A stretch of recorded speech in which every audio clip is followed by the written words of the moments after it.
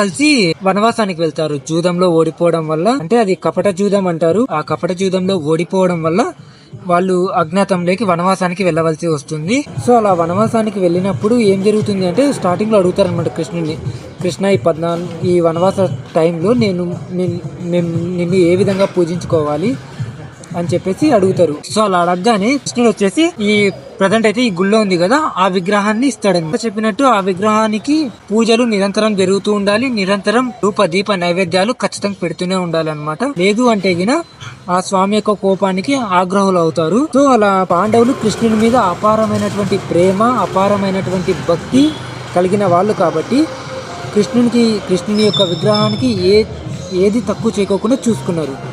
so ఈ వనవాసం అయిపోయే చివరి రోజుల్లో ఒక చోట ఆగితే అక్కడ పాండవుల్ని ఆ ఊరి ప్రజలు కలిసి, స్వామి మీది ఎలానో ఇంకా అయిపోయింది కదా మీ వనవాసము, ఈ కృష్ణుని